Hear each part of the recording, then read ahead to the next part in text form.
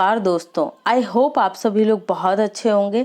आज हम 23 से लेके 30 नवंबर 2021 के सभी daily best current affairs question complete करेंगे विस्तृत व्याख्या के साथ। चलिए तो शुरू करते हैं आज का लेक्चर फटाफट। पहला क्वेश्चन है हमारा, समाचारों में चर्चा में रहा ताडोबा अंधेरी टाइगर रिजर्व किस राज्य में स्थित है? तो यहाँ हमारा राइट आंसर होगा डी, महाराष्ट्र। महाराष्ट्र में है ये ताडोबा अंधेरी टाइगर रिजर्व। और ये चर्चा में क्यों बना है तो चलिए देखते हैं। ताडोबा अंधेरी टाइगर रिजर्व महाराष्ट्र में है। इस टाइगर रिजर्व में एक महिला पार्क रेंजर को एक बाघिन के द्वारा मौत के घाट उतार दिया गया। और ये घटना कब घटित हुई? तो ये जब टाइगर रिजर्व में सर्वे चल रहा था उसी दौरान ये हमला बाघिन की तरफ से किया गया। महाराष्ट्र के मुख्यमंत्री कौन है? तो उद्धव ठाकरे हैं। इन्होंने 15 लाख रुपए के मुआवजा देने की घोषणा की है रेंजर के परिवार को। वन्यजीव संरक्षण अधिनियम 1972 के अनुसार टाइगर रिजर्व का गठन कोर बफर रणनीति के तहत किया जाता है। प्रोजेक्ट टाइगर की शुरुआत 1973 में हुई थी। याद रखिएगा। टाइगर डे कब मनाया जाता है ये आप मुझे कमेंट सेक्शन में बताएंगे। और वर्तमान में देश में कुल कितने टाइगर रिजर्व है? तो 52 टाइगर रिजर्व है। कितने हैं? 52 टाइगर रिजर्व हैं। नेक्स्ट देखते हैं। हाल ही में समाचारों में चर्चा में रहा स्ट्रेटेजिक पेट्रोलियम रिजर्व एसपीआर से संबंधित गलत कथन का चयन करें। पहला पॉइंट है हमारा, स्ट्रेटेजिक पेट्रोलियम रिजर्व की अवधारणा 1973 में आई थी, तो ये सही है। प्राकृतिक आपदाओं या युद्ध और अन्य किसी कारणों से निपटने के लिए यह रिजर्व बनाया गया है, राइट। अंतर्राष्ट्रीय ऊर्जा एजेंसी इसमें समन्वय प्रदान करती है, राइट। तो यहाँ हमारे तीनों ही ऑप्शन सही हैं, तो हमारा राइट आंसर होगा डी, उपरोक्त में से कोई नहीं, मतलब कोई भी गलत नहीं है। अब यहाँ आप देखिए लोकेशन, भारत में जो स्ट्रेटेजिक पेट्रोलियम रिजर्व है वो कहाँ पर रखा गया है, कहाँ पर ये रिजर्व बनाए गए हैं? तो ये ओडिशा, आंध्र प्रदेश और कर्नाटक, इन 3 राज्यों में है। यहाँ पर आपको ये लोकेशन से समझ में आ जाएगा। इसे याद रखिएगा कि किन किन राज्यों में भारत सरकार के द्वारा एसपीआर बनाया गया है। नेक्स्ट देख लेते हैं कुछ important points. Bharat, America, Japan, south Korea, China, United kingdom देशों द्वारा विश्व स्तर पर तेल की बढ़ती कीमतों को कम करने के लिए एसपीआर के दोहन पर विचार किया गया। मतलब इस ग्रुप के जो जितने सदस्य देश हैं, इन सभी देशों में पेट्रोल के, डीजल के और जो ऑयल हैं, इनके प्राइस बहुत ज्यादा बढ़ रहे थे, जिससे देश में महंगाई बढ़ती जा रही थी। तो इन सभी देशों ने मिलकर ये डिसाइड किया कि जो ओपेक कंट्रीज हैं, जो ऑयल का उत्पादन करते हैं, उनसे इन्होंने रिक्वेस्ट की, बट उन देशों पर इसका कोई प्रभाव नहीं पड़ा। उन्होंने अपना उत्पादन नहीं बढ़ाया, क्योंकि ऑयल का उत्पादन बढ़ेगा, मार्केट में जो डिमांड है वो पूरी होगी, तो ऑटोमेटिकली प्राइस कम हो जाएंगे। इसलिए इन सभी देशों ने ये डिसाइड किया कि इन देशों के जो एसपीआर हैं वहां से ये तेल को क्या करेंगे, ओपन मार्केट में रिलीज करेंगे, जिससे इन देशों में क्या होगी, पेट्रोल और जो गैस है, जो ऑयल है, उसकी कीमतों में कमी आएगी। और इसके बाद इन देशों में जो पेट्रोल है उनके प्राइस में भी कुछ कमी दर्ज की गई है। ओके, समझ गए होंगे आप मुद्दा क्या था। अमेरिका में 2022 के मध्य अवधि चुनावों को देखते हुए बाइडेन सरकार ने तेल की बढ़ती कीमतों को रोकने के लिए यूएस स्ट्रेटेजिक पेट्रोलियम रिजर्व का दोहन करने पर विचार किया है।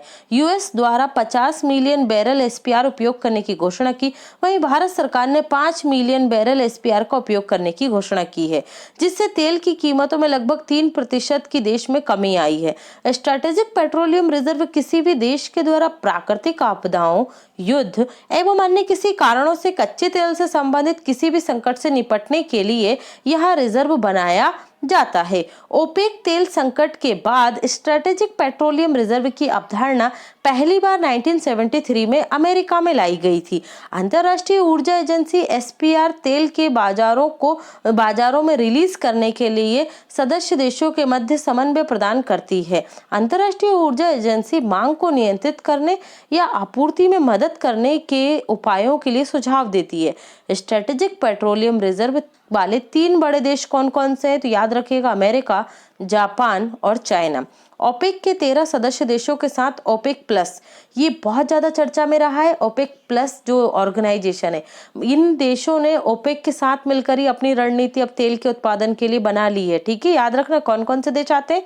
Azerbaijan, Bahrain, Brunei, Kazakhstan, Malaysia, Mexico, Oman, रूस, दक्षिण सूडान और सूडान देशों द्वारा कोविड-19 के बाद उत्पादन में कमी की गई, जिससे तेल की कीमतें विश्व स्तर पर बढ़ी थी। ओके, नेक्स्ट देखते हैं क्वेश्चन। हाल ही में विश्व मत्स्य दिवस कब मनाया गया? वर्ल्ड फिशरीज डे ये मनाया जाता है, राइट आंसर होगा हमारा बी, 21 नवंबर को प्रतिवर्ष मनाया जाता है। प्रतिवर्ष 21 नवंबर को विश्व मत्स्य दिवस मनाया जाता है। यह दुनिया भर में सभी मछुआरों, मछली पालन करने वाले किसानों और संबंधित क्षेत्रों के साथ एकजुटता प्रदर्शित करने के लिए मनाया जाता है। भारत में मछली का दूसरा बड़ा उत्पादक देश है दुनिया में, कौन? भारत। तेलंगाना को अंतर्देशीय मत्स्य उत्पादन में सर्वश्रेष्ठ प्रदर्शन करने वाला राज्य घोषित किया गया है। आंध्र प्रदेश को केंद्र सरकार द्वारा देश में सर्वश्रेष्ठ समुद्री राज्य का दर्जा दिया गया है। ओडिशा के बालासोर को सर्वश्रेष्ठ समुद्री जिले का दर्जा दिया गया, जबकि मध्य प्रदेश के बालाघाट को अंतर्देशीय मत्स्य पालन का सर्वश्रेष्ठ जिले का पुरस्कार दिया गया है। इस क्षेत्र में सर्वश्रेष्ठ पहाड़ी और पूर्वोत्तर राज्य का पुरस्कार त्रिपुरा को दिया गया है। असम के बोगई गांव को इस श्रेणी में सर्वश्रेष्ठ जिले होने का पुरस्कार दिया गया है। सर्वश्रेष्ठ जिला कौन सा है? बोगई गांव जिला। ओके, याद रखेंगे। नेक्स्ट है, हाल ही में प्रधानमंत्री नरेंद्र मोदी ने 3 कृषि कानून वापस लेने की घोषणा की। बताइए किस अनुच्छेद के तहत संपूर्ण भारत के लिए संसद को कानून बनाने की शक्ति मिलती है? तो राइट आंसर होगा यहाँ पर हमारा बी, आर्टिकल 245 के तहत। हाल ही में प्रधानमंत्री नरेंद्र मोदी ने विवादास्पद कृषि कानूनों के निरसन या रिपील की घोषणा की है। अनुच्छेद 245 के तहत संसद संपूर्ण देश या देश के किसी हिस्से के लिए कानून बनाने की शक्ति रखती है और राज्य विधानसभाओं को राज्य के लिए कानून बनाने की शक्ति देता है। संसद के उसी प्रावधान से कानून को रिपील करने की शक्ति प्राप्त होती है। आर्टिकल 245 की शक्ति के तहत ही किसी भी कानून को रिपील भी किया जा सकता है। कहने का तात्पर्य यह है, एक कानून में सनसेट क्लॉज भी हो सकता है, अर्थात एक विशेष स्थिति के बाद वह कानून प्रभावी हो जाता है। जैसे terrorist and disruptive activities prevention act 1987 में सनसेट क्लॉज है, जिसके कारण 1995 में यह कानून लैप्स हो गया, मतलब अपने आप ही समाप्त हो गया। जिन कानूनों में सनसेट क्लॉज नहीं होता, संसद को कानून को रिपीट करने के लिए एक और कानून पारित करना पड़ता है। कानून को 2 तरीकों से रिपील किया जा सकता है, रिपेयर नहीं है, रिपील है ना, रिपील किया जा सकता है, एक अध्यादेश के माध्यम से और दूसरा कानून के माध्यम से। सरकार अगर चाहती तो जो अभी हमारा शीतकालीन सत्र चल रहा है, इसी दौरान 3 कृषि कानूनों को एक अध्यादेश पारित करके भी वापस लिया जा सकता था, लेकिन सरकार ने संसदीय प्रक्रिया के द्वारा इन्हें रिपील किया है। क्लियर है? नेक्स्ट देखते हैं, हाल ही में जारी स्वच्छता सर्वेक्षण 2021 से संबंधित निम्नलिखित कथनों में से गलत कथन का चयन करें। सबसे स्वच्छ शहरों में देश में इंदौर टॉप पर रहा है। सबसे स्वच्छ शहरों में सूरत दूसरे स्थान पर रहा है। सबसे स्वच्छ शहरों में विजयवाड़ा तीसरे स्थान पर रहा है। भारत के 442 स्वच्छ शहरों को पुरस्कार प्रदान किया गया है, तो ये डी हमारा गलत होगा, है ना। बाकी के 3 ऑप्शन क्या है? सही है। हाल ही में राष्ट्रपति ने स्वच्छ अमृत महोत्सव में भारत के 342 सबसे स्वच्छ शहरों को पुरस्कार दिया है। वहां क्या था? 442 था। सबसे स्वच्छ शहरों में टॉप पर इंदौर लगा रहा है। इंदौर लगातार 5वें वर्ष देश में टॉप पर रहा है। सूरत और विजयवाड़ा क्रमशः दूसरे और तीसरे स्थान पर रहे हैं। हाल ही में निम्न में से किस संगठन को इंदिरा गांधी शांति पुरस्कार 2021 से सम्मानित किया गया है? तो राइट आंसर होगा यहाँ पर हमारा सी, प्रथम फाउंडेशन को सम्मानित किया गया है। प्रथम फाउंडेशन को ये पुरस्कार दिया गया है। राइट आंसर क्या होगा? सी होगा हमारा, प्रथम फाउंडेशन। प्रथम नामक एक संगठन को इंदिरा गांधी शांति पुरस्कार 2021 से सम्मानित किया गया है। यह संगठन भारत और दुनिया भर में वंचित व्यक्तियों के लिए शिक्षा की गुणवत्ता में सुधार के लिए काम करता है। यह पुरस्कार व्यक्तियों या संगठनों को अंतर्राष्ट्रीय शांति, विकास और एक नई अंतर्राष्ट्रीय आर्थिक व्यवस्था को बढ़ावा देने में उनके उत्कृष्ट योगदान के लिए और उनके प्रयासों को सम्मानित किया जाता है। पुरस्कार के लिए पात्र होने के लिए एक लिखित कार्य प्रकाशित करना जरूरी होता है। इस पुरस्कार की स्थापना 1960 में की गई थी, जिसके तहत 25 लाख रुपए एवं प्रशस्ति पत्र दिया जाता है। किसे दिया गया 2021 का इंदिरा गांधी शांति पुरस्कार? प्रथम संगठन को। हाल ही में निम्नलिखित में से किस मंत्रालय के द्वारा ई श्रम पोर्टल लॉन्च किया गया? तो राइट आंसर होगा हमारा सी, श्रम और रोजगार मंत्रालय के द्वारा ई श्रम पोर्टल लॉन्च किया गया है। ई श्रम पोर्टल पर अब तक 8.4 करोड़ से अधिक असंगठित श्रमिकों ने पंजीकरण करवाया है। श्रम और रोजगार मंत्रालय द्वारा श्रम पोर्टल लॉन्च किया गया। इसका उद्देश्य 38 करोड़ असंगठित श्रमिकों जैसे कंस्ट्रक्शन मजदूरों, प्रवासी श्रमिकों, रेहड़ी पटरी वालों और घरेलू कामगारों को पंजीकृत करना है। श्रमिकों को एक नई ई श्रम ID कार्ड जारी किया जाएगा, जो 12 अंकों का विशिष्ट नंबर होगा। ई श्रम पोर्टल पर पंजीकृत कार्यकर्ता यदि किसी दुर्घटना का शिकार हो जाता है तो वह मृत्यु या स्थायी विकलांगता पर 2 लाख रुपए और मानसिक विकलांगता पर 1 लाख रुपए का पात्र होगा। तो ये सभी क्या होंगी? फैसिलिटी प्राप्त होंगी। ई श्रम पोर्टल में असंगठित श्रमिकों का पंजीकरण कॉमन सर्विस सेंटर से, स्वयं से या राज्य सेवा केंद्रों के माध्यम से हो सकता है। पंजीकरण के संदर्भ में पश्चिम बंगाल, ओडिशा, उत्तर प्रदेश, बिहार में औसत वृद्धि सबसे अधिक है। शीर्ष 5 श्रेणियों जैसे कृषि, कंस्ट्रक्शन, ऑटोमोबाइल, परिधान और परिवहन एवं हाउस होल्ड और डोमेस्टिक वर्कर्स इसमें मुख्य रूप से आते हैं। नेक्स्ट है, हाल ही में चीन द्वारा निम्नलिखित में से किस देश के साथ अपने राजनीतिक संबंधों को आधिकारिक तौर पर खत्म कर दिया है? तो राइट आंसर होगा यहाँ पर हमारा बी, लिथुआनिया। लिथुआनिया के साथ चीन ने ऐसा किया है। ये आप मैप में देख रहे हैं। लिथुआनिया पड़ोसी देश देख लीजिए इसके, बेलारूस से, विलिनस इसकी कैपिटल है। यहाँ रशिया लगता है, पोलैंड से इसकी सीमा लगती है, बाल्टिक सागर से इसकी सीमा लगती है, गल्फ ऑफ रीगा से लिथुआनिया की सीमा लगती है, लाटविया इसका एक प्रमुख पड़ोसी देश है। ओके, नेक्स्ट देख लेते हैं हम। चीन ने हाल ही में लिथुआनिया के साथ अपने राजनयिक संबंधों को आधिकारिक तौर पर डाउनग्रेड किया है। हाल ही में लिथुआनिया ने ताइवान को अपने वहां दूतावास खोलने की अनुमति दे दी। इसके बाद चीन ने यह कदम उठाया है। लिथुआनिया यूरोप के बाल्टिक क्षेत्र में स्थित एक देश है। यह 3 बाल्टिक देशों में से एक है एवं यह बाल्टिक सागर के पूर्वी तट पर स्थित है। लिथुआनिया की राजधानी क्या है? विलिनस है, जो इसका सबसे बड़ा शहर भी है।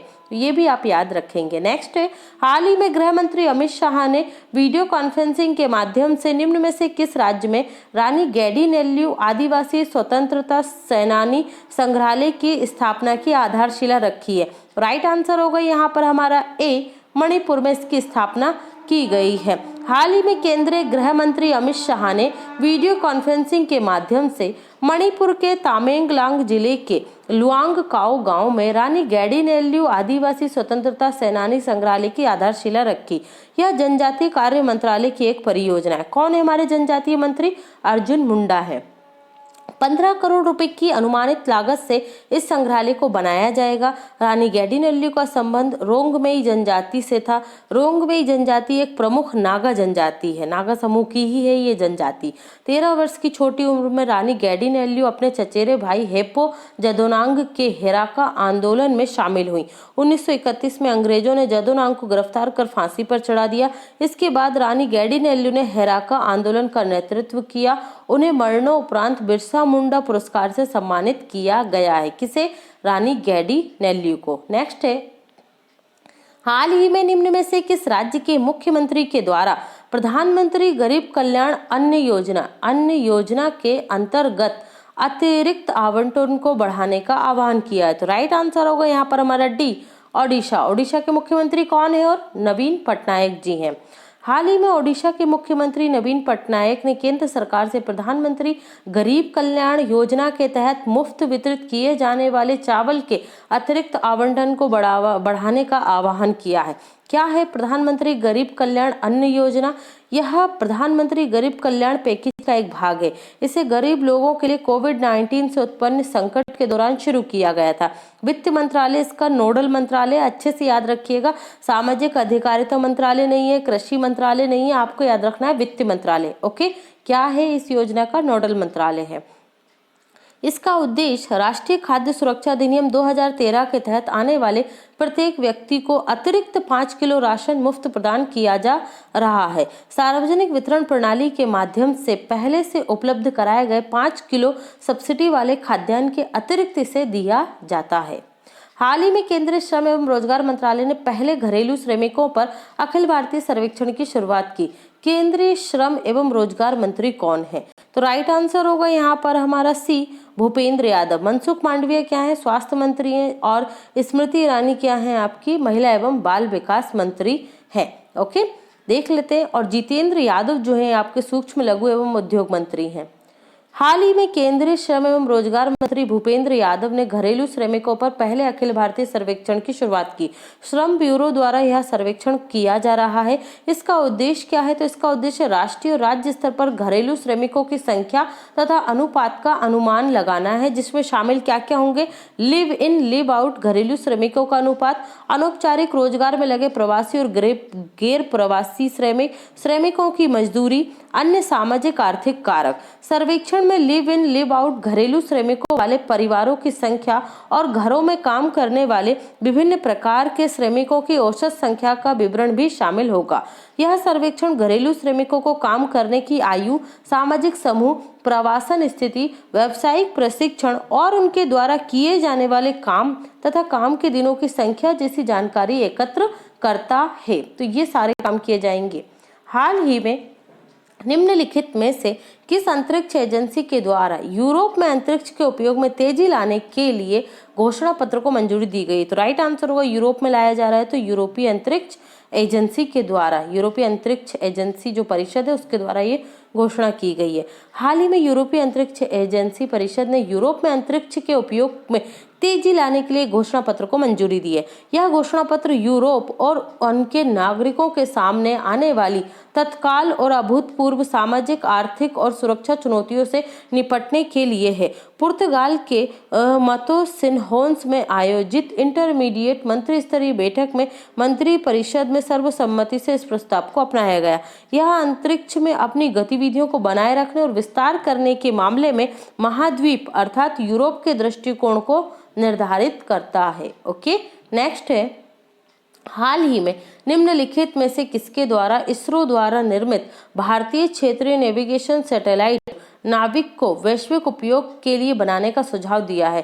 तो राइट आंसर होगा यहाँ पर हमारा सी, हमारे उपराष्ट्रपति एम वेंकैया नायडू की तरफ से ये सुझाव आया है। हाल ही में उपराष्ट्रपति एम वेंकैया नायडू ने भारतीय क्षेत्रीय नेविगेशन सैटेलाइट नाविक को वैश्विक उपयोग के लिए बनाने का सुझाव दिया। कॉन्स्टेलेशन सैटेलाइट IRNSS 1G के लॉन्च होने के बाद प्रधानमंत्री नरेंद्र मोदी द्वारा IRNSS का नाम बदलकर नेविगेशन इंडियन कॉन्स्टेलेशंस नाविक कर दिया गया था। वर्तमान में नाविक में 8 उपग्रह शामिल है। इसमें भूस्थितिक जियो स्टेशनरी कक्षा में 3 उपग्रह और भूतुल्यिक जियो सिंक्रोनस कक्षा में 8 उपग्रह हैं।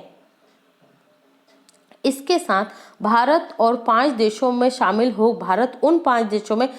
हो गया जिनके पास अपना स्वयं का नेविगेशन सिस्टम है। अमेरिका का GPS, रूस का ग्लानोस, यूरोप का गैलीलियो, चीन का बाइडू, भारत का नाविक। इससे नौवहन उद्देश्यों के लिए अन्य देशों पर भारत की निर्भरता कम होगी। अमेरिका के ग्लोबल पोजिशनिंग सिस्टम की तरह ही यह काम करता है। इसका क्षेत्र भारतीय उपमहाद्वीप का लगभग 1500 किलोमीटर का एरिया है। 24 उपग्रहों वाले GPS सटीकता 20 से 30 मीटर की तुलना में नाविक 20 मीटर दायरे के बराबर की अनुमानित सटीकता के लिए सक्षम है। इसे 2020 में हिंद महासागर क्षेत्र में संचालन के लिए world wide radio navigation system के एक हिस्से के तौर पर अंतर्राष्ट्रीय समुद्री संगठन द्वारा मान्यता भी दी गई थी। नेक्स्ट है, निम्न में से किस देश के द्वारा क्रिप्टो करेंसी बिटकॉइन के आधार पर एक पूरे शहर का निर्माण करने की योजना बना रहा है? तो राइट आंसर होगा यहाँ पर हमारा A, El Salvador.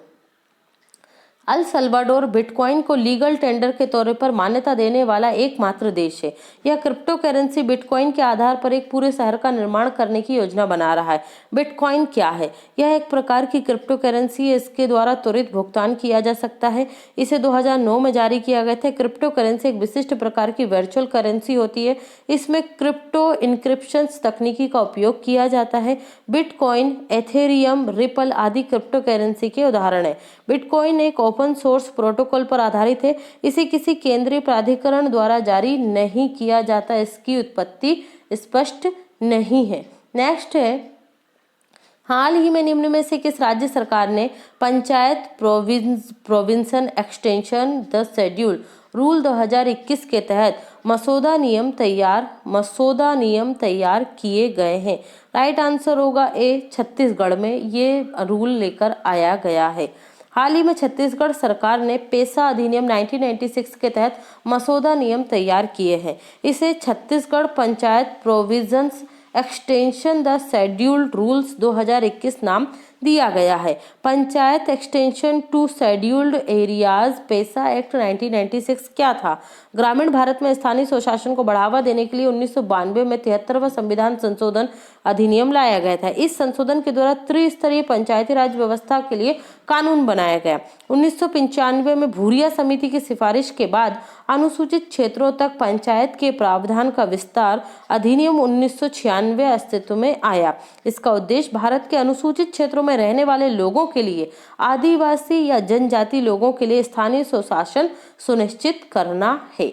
Okay, next है, 1996 के पेसा अधिनियम के ग्राम सभा को पूर्ण शक्तियां प्रदान की गई हैं, जबकि राज्य विधायिका को पंचायतों और ग्राम सभाओं के कार्यों को सुनिश्चित करने के लिए सलाहकार की भूमिका दी है। इसके तहत ग्राम सभा को सौंपी गई शक्तियों को ऊपरी स्तर से कम नहीं किया जा सकता, उन्हें पूरी स्वतंत्रता रहेगी। मतलब राज्य सरकार ग्राम पंचायतों की शक्तियों को कंट्रोल नहीं कर सकती। नेक्स्ट है, हाल ही में समाचारों में चर्चा में रहा सबरीमाला मंदिर किस भगवान को समर्पित है? तो राइट आंसर होगा सी, भगवान अयप्पा को समर्पित है सबरीमाला मंदिर। हाल ही में केरल में पत्थामनमिट्टा जिला अधिकारी ने सबरीमाला मंदिर की तीर्थ यात्रा फिर से शुरू करने का फैसला किया है। सबरीमाला मंदिर भगवान अयप्पा को संबंधित है और यह केरल का एक प्रमुख एवं प्रसिद्ध मंदिर है। यह पश्चिमी घाट में एक पहाड़ की चोटी पर स्थित है।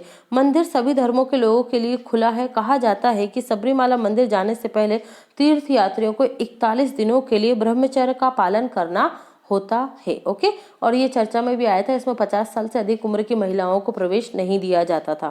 क्लियर है? नेक्स्ट, हाल ही में 34वीं अखिल भारतीय डाक कुश्ती चैंपियनशिप का आयोजन कहाँ किया गया? तो राइट आंसर होगा हमारा डी, नई दिल्ली में किया गया है इस प्रतियोगिता का आयोजन। हाल ही में 34वें अखिल भारतीय डाक कुश्ती चैंपियनशिप दिल्ली में आयोजित की गई थी। इसका उद्घाटन समारोह में टोक्यो ओलंपिक कांस्य पदक विजेता पहलवान बजरंग पूनिया और भारतीय ओलंपिक कोच अनिल मान मुख्य अतिथि के तौर पर शामिल हुए।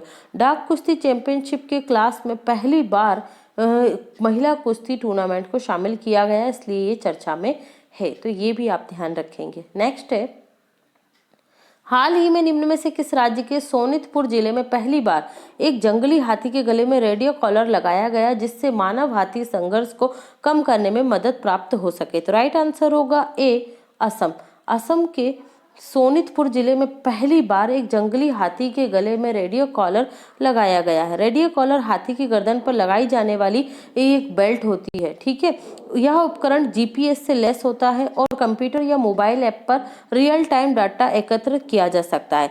यह कार्यक्रम वन विभाग द्वारा world wild life fund India के सहयोग से किया गया है। यह राज्य में मानव हाथी संघर्ष के अध्ययन और संघर्ष को कम करने की दिशा में एक संयुक्त पहल के तौर पर देखा जा रहा है।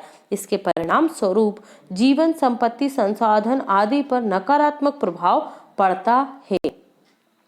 मानव पशु संघर्ष के लिए जिम्मेदार कारक कौन कौन से हैं? मानव आबादी में वृद्धि और उच्च जैव विविधता, जिसके कारण मानव और वन्य जीवों के बीच संघर्ष होता है। वन्य जीवों के आवास में हस्तक्षेप होता है। अन्य कारकों में वनों की कटाई, पशुधन द्वारा अत्यधिक चराई होती है, जो चरते हैं, अत्यधिक चराई करते करते दूसरे क्षेत्रों में पहुंच जाना, मानव बस्तियों तथा कृषि का विस्तार आदि शामिल है।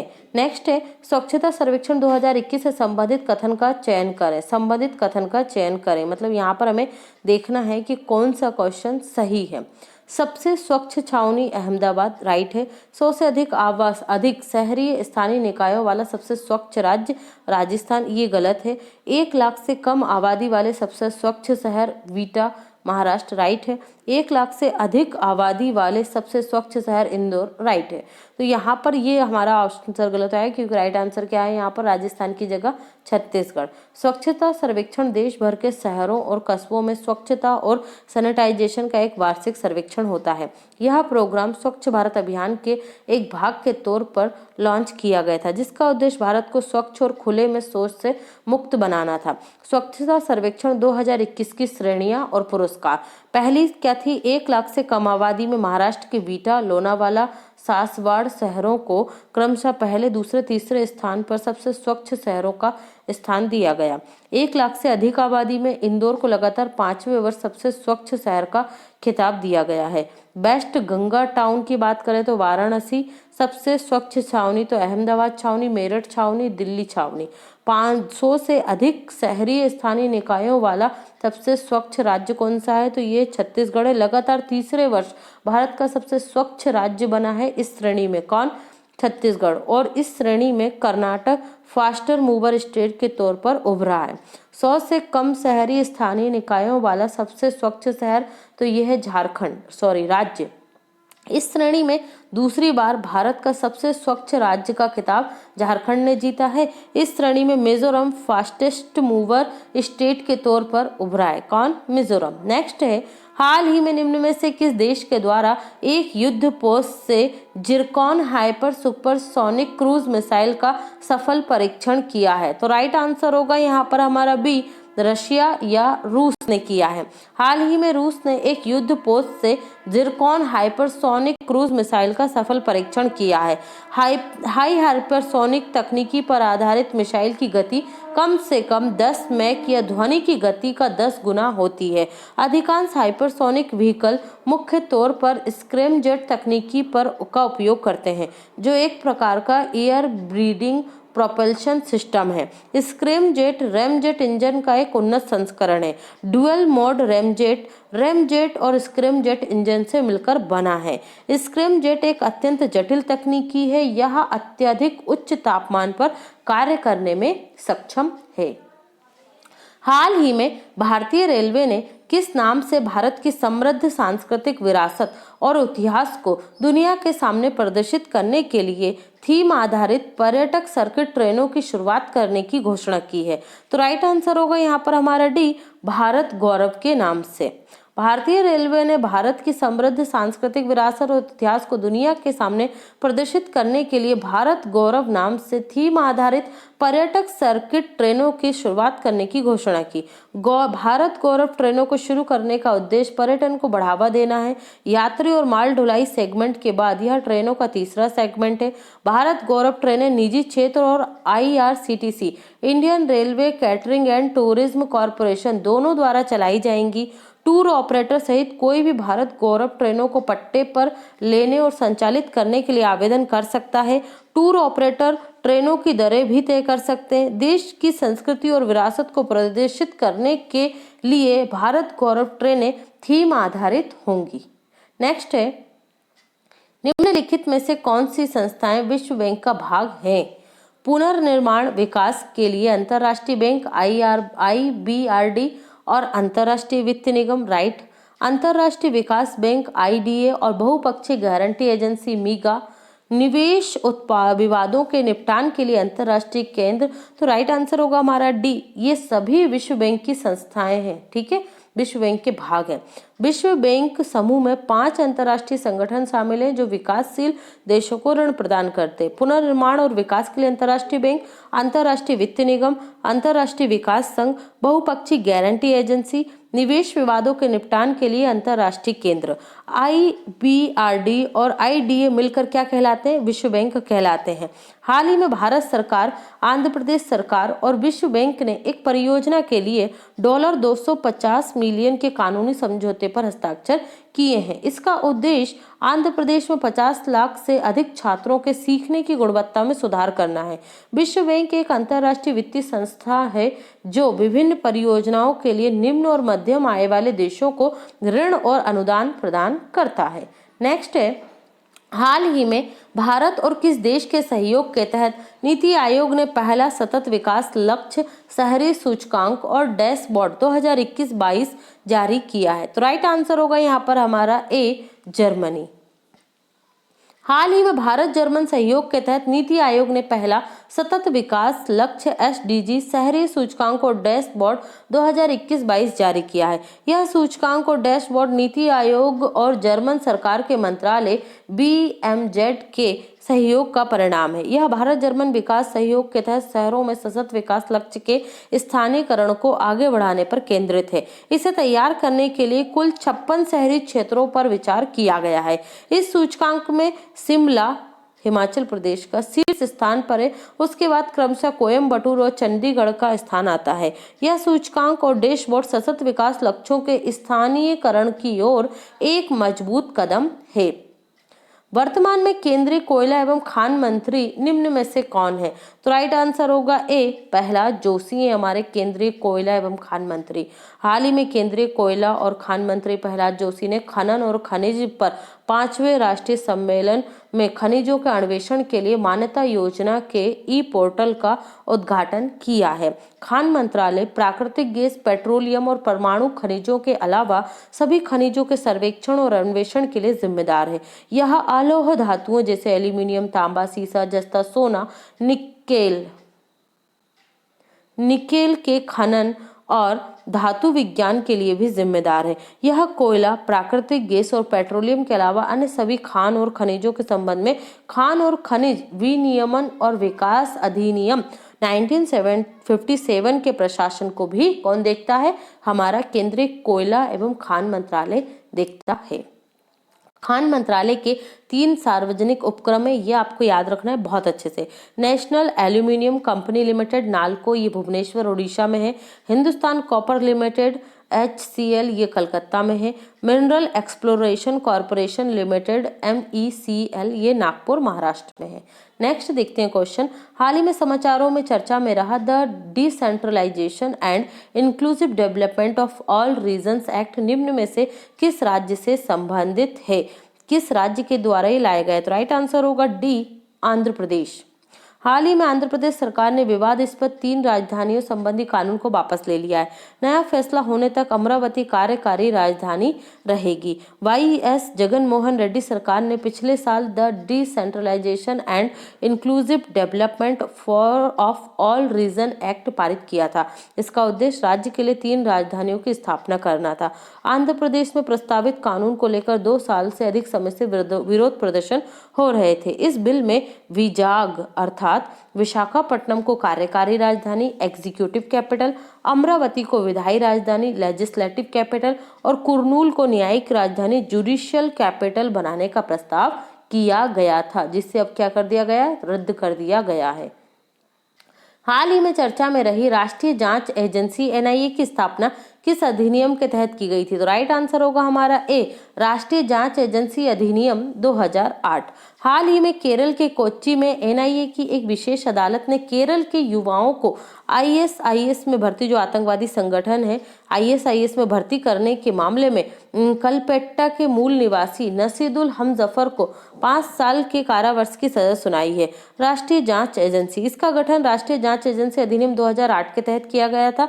यह अपराधों की जांच और मुकदमा चलाने के लिए केंद्रीय एजेंसी है। इसका मुख्यालय नई दिल्ली में और इसकी शाखाएं हैं कहाँ? कोच्चि, लखनऊ, मुंबई, रायपुर, जम्मू, गुवाहाटी, हैदराबाद और कोलकाता में इसकी शाखाएं भी स्थित हैं।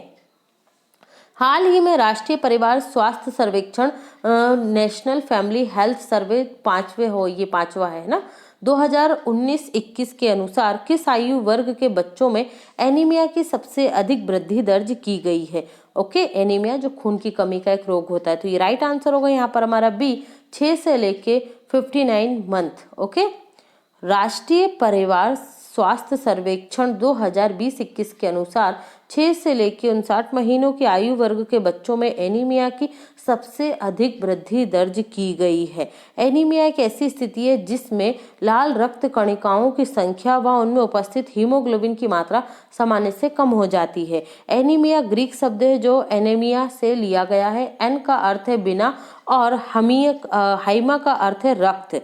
एनीमिया के कई प्रकार हैं जिनमें आयरन की कमी होने से होने वाला एनीमिया दुनिया भर में आम है। आयरन की कमी से होने वाला एनीमिया पुरुषों की तुलना में महिलाओं में अधिक पाया जाता है। आयरन की कमी एवं विटामिन B12 की कमी से होने वाला एनीमिया, भारत में एनीमिया के 2 सामान्य प्रकार हैं। आयरन की कमी से होने वाला एनीमिया के कुछ प्रमुख लक्षण हैं। क्या होगा? असामान्य थकान और सरदर्द, चक्कर आना और घबराहट होना, क्षतिग्रस्त बाल और त्वचा, मुंह और जीभ की समस्या तथा स्वाद में बदलाव। राष्ट्रीय परिवार स्वास्थ्य सर्वेक्षण 2019-20 के अनुसार लद्दाख यूनियन टेरिटरी में 92.5% बच्चे, 92.8% महिलाएं और लगभग 76% पुरुष एनीमिया के शिकार हैं। ओके, तो ये याद रखिएगा डाटा। हाल ही में एशियाई विकास बैंक और भारत सरकार ने कितने राज्यों में प्राथमिक स्वास्थ्य देखभाल को बेहतर बनाने के लिए $300 मिलियन के ऋण समझौते पर हस्ताक्षर किए हैं? तो राइट आंसर होगा यहाँ पर हमारा सी, 13 राज्यों के लिए ये ऋण समझौते पर हस्ताक्षर किए गए हैं। हाल ही में एडीबी, एशियाई विकास बैंक और भारत सरकार ने 13 राज्यों में प्राथमिक स्वास्थ्य देखभाल को बेहतर बनाने के लिए $300 मिलियन के ऋण समझौते पर हस्ताक्षर किए हैं। एशियाई विकास बैंक, इसकी स्थापना 1966 में मनीला, फिलीपींस में की गई थी। इसका हेडक्वार्टर कहाँ पर है? मनीला, फिलीपींस में। यह एक क्षेत्रीय विकास बैंक है। इसमें कुल 68 सदस्य देश है और भारत इसका संस्थापक सदस्य देश है। कुल देशों में 49 सदस्य देश एशिया प्रशांत क्षेत्र से और 19 सदस्य देश अन्य क्षेत्रों से हैं। इसका उद्देश्य एशिया और प्रशांत क्षेत्र में सामाजिक तथा आर्थिक विकास को बढ़ावा देना है। 31 दिसंबर 2019 तक एडीबी के 5 सबसे बड़े शेयर धारक देशों में जापान 15.6%, यूएसए 15.6%, चीन 6.4%, भारत 6.3% और ऑस्ट्रेलिया 5.8% की हिस्सेदारी रखते हैं। कहां पर? एडीबी में। हाल ही में त्रिपक्षीय युद्ध अभ्यास दोस्ती के अंतर्गत कौन कौन से देश शामिल है? तो राइट आंसर होगा यहाँ पर हमारा डी, मालदीव, श्रीलंका और भारत दोस्ती जो अभ्यास है इसके अंतर्गत शामिल है। हाल ही में त्रिपक्षीय युद्ध अभ्यास दोस्ती का 15वां संस्करण मालदीव में शुरू हुआ है। इस त्रिपक्षीय तटरक्षा अभ्यास दोस्ती में भारत, मालदीव, श्रीलंका शामिल है। दोस्ती द्विवार्षिक तटरक्षा अभ्यास मतलब 2 वर्षों में एक बार होता है। उद्देश्य क्या है? आपसी परिचालन क्षमता में वृद्धि करना, आपसी मित्रता को और मजबूत करना, मालदीव, भारत, श्रीलंका के तटरक्षकों के बीच इंटरऑपरेबिलिटी और सहयोग को बढ़ाना। मालदीव और श्रीलंका दोनों भारत के समुद्री सुरक्षा हितों के लिए रणनीतिक तौर पर महत्वपूर्ण देश हैं। हाल ही में जारी नवीनतम राष्ट्रीय परिवार स्वास्थ्य सर्वेक्षण के अनुसार कुल प्रजनन दर यह प्रति महिला बच्चों की औसत संख्या कितनी हो गई है? ओके, तो ये कितनी हो गई है? राइट आंसर होगा बी, 2.0। नवीनतम राष्ट्रीय परिवार स्वास्थ्य सर्वेक्षण के अनुसार कुल प्रजनन दर टोटल फर्टिलिटी रेट यह प्रति व्यक्ति महिलाओं की औसत संख्या में कमी आई है। यह कमी 2015-16 में 2.2 के स्तर से अब 2.0 हो गई है। प्रतिस्थापन दर प्रजनन क्षमता का वहाँ इस तरह जिस पर जनसंख्या एक पीढ़ी से दूसरी पीढ़ी में अपने आप को बिल्कुल परिवर्तित कर लेती है। इस स्तर से कम प्रजनन दर पर जनसंख्या में गिरावट देखने को मिलती है। हालांकि जनसंख्या स्थिरीकरण को बनाए रखने की आवश्यकता है क्योंकि सिक्किम, आंध्र प्रदेश, कर्नाटक, केरल, दिल्ली जैसे कुछ राज्यों में कुल प्रजनन दर प्रतिस्थापन स्तर से काफी नीचे है।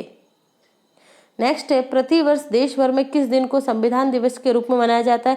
तो राइट आंसर होगा हमारा ए, 26 नवंबर। संविधान समारोह दिवस के अवसर पर प्रधानमंत्री नरेंद्र मोदी ने 26 नवंबर 2021 को संसद और विज्ञान भवन में आयोजित कार्यक्रम में हिस्सा लिया।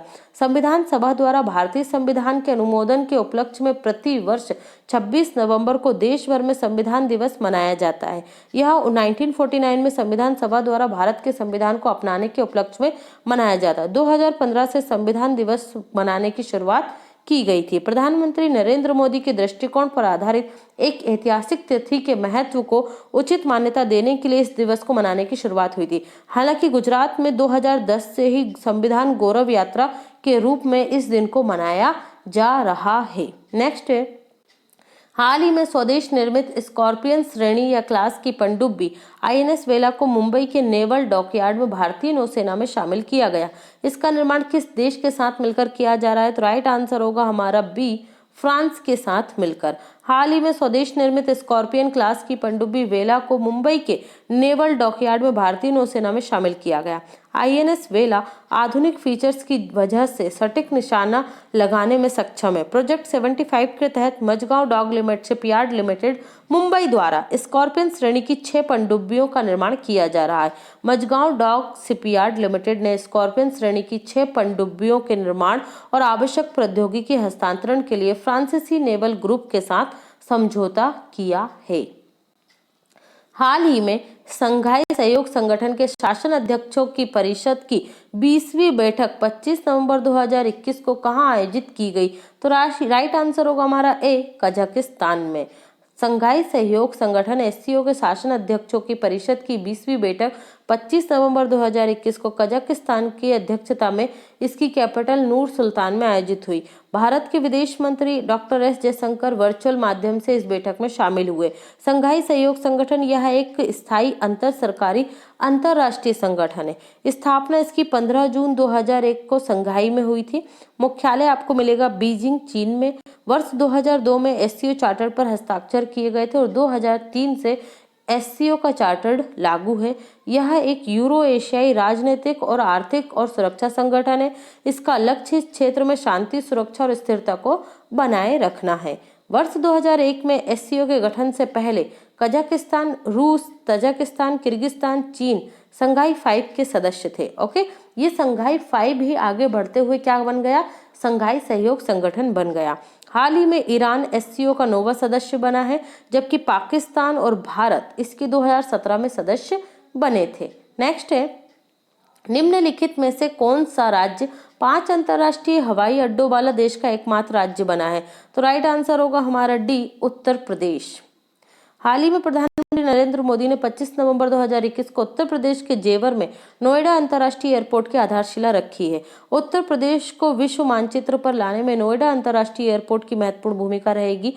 उत्तर प्रदेश में कुशीनगर एयरपोर्ट का हाल ही में उद्घाटन हुआ था और अयोध्या में भी एक अंतर्राष्ट्रीय एयरपोर्ट बन रहा है। उत्तर प्रदेश देश में 5 अंतर्राष्ट्रीय एयरपोर्ट वाला एकमात्र राज्य है। ओके फ्रेंड्स, तो ये था हमारा 23 से लेके 30 नवंबर तक का करंट अफेयर्स। आई होप आपको पसंद आया होगा। पसंद आता है वीडियो को ज़्यादा से ज़्यादा लाइक कीजिए, शेयर कीजिए और चैनल को सब्सक्राइब कर लीजिए। और अगर आप हमारे चैनल पर पहली बार आए हैं तो फटाफट पहले चैनल को सब्सक्राइब कर लीजिए। Thanks for watching and take care.